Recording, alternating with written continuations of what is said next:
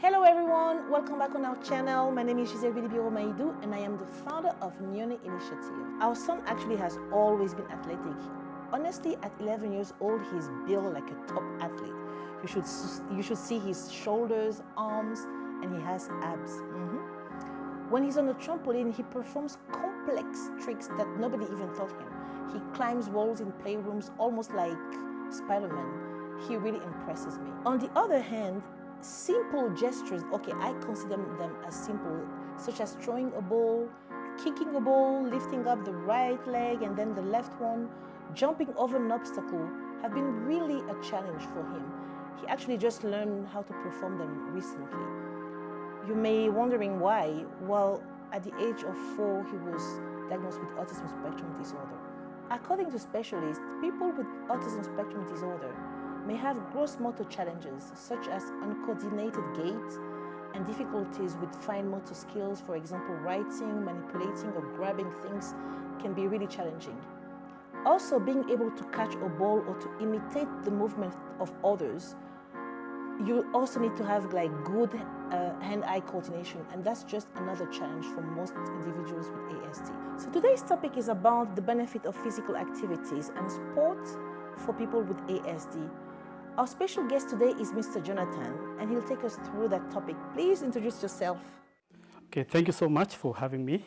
I'm Jonathan Mungela, but mostly people call me Coach Jonathan.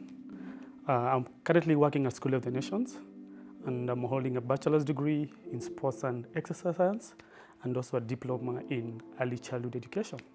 Thank you for having me.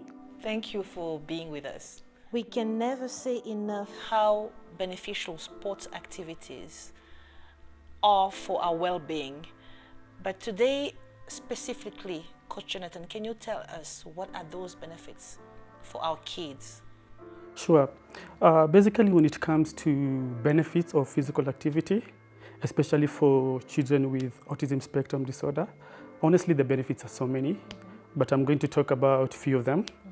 And one of them is improved health-related components. So under improved health-related components, we have cardiovascular endurance, the way your heart function. We have muscular strength. We also have muscular endurance. We talk of flexibility, your range of motion. And then we also talk about body composition. This is more to do with weight management. Okay. Yes. And then another benefit also is improved sports-related components. So here we look at things like coordination, speed, balance, reaction time, agility, and power also. Yes, so those are the two main ones. Then we also have the social competence. So when you talk about the social competence here, we are looking at things like the way they're supposed to relate with the other peers. Talk about self-esteem, communication, the drive for success. And then finally, the last one, and also it's another important one, is the moral competence. Through physical activities, individuals get to learn the good and bad. I've discussed also earlier with you, and you've mentioned the fact that you do have experience with children with special needs, especially with autism. Could you share briefly a success story as a coach? True. I have so many successful stories, but I'm just going to mention one that really touched my life. I remember like 6 years ago when I was in campus, that is Kenyatta University. There's a program that used to run on Saturdays. So the program used to accommodate different children with special needs. And for me, there's this certain boy who joined the program and he could not even walk, bounce the ball. But after taking him through the program, by end of it, he was able to do, bounce the ball, dribbling in basketball. He was able to do balancing activities. And for me, that was a very big achievement. And leave alone that, just seeing them smile every Saturday, all the kids smiling every Saturday, looking forward to that program, for me, is something that really touched my life, and it was really inspiring. And that encouraged me a lot to work more with children with special needs. Yes. Wow. Our organization, Nyone, promotes inclusion whenever it's possible. Coach Jonathan, practically, when you are in the field, how do you promote inclusion? I'll give you a good example. For example, if you're doing a soccer match, because most of the time, children with special needs, they tend to, to be self-centered. They tend to shy off from activities whereby aggression is needed. So how do you encourage that? For example, when you're doing soccer, we have activities like throw-in, penalty shootout. So those are some of the activities you can really encourage those children to be doing when you're doing a team sport. We call it differentiated learning.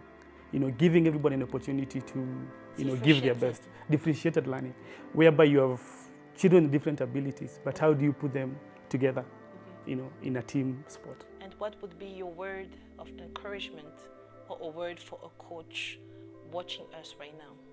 Yes. That's another good question. So basically, when you're dealing with children with special needs, as a coach, you need to be patient first, and then you also need to be creative, coming up with ways to encourage children with special needs to take part in physical activity.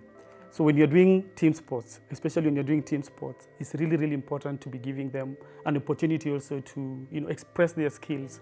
Yes. Thank you so much. Now, for all the parents out there, especially those living in Nairobi, could you recommend few places where they can take the child? The only place that I can mention is Kenyatta University, where the program always runs on Saturday. Kenyatta University? Yes, the main campus, on Thika Road. But I think, I'm not sure as for now because of since COVID came, pandemic, I'm sure, the activities have not been going on. But I think that's one place that I'm really sure that it's really catered for children with special needs. But any other place at the moment, I'm not quite sure. Yeah, I'm not aware. Okay, thank you. That's a good address to know. Thank you so much, Coach Jonathan, to be with us.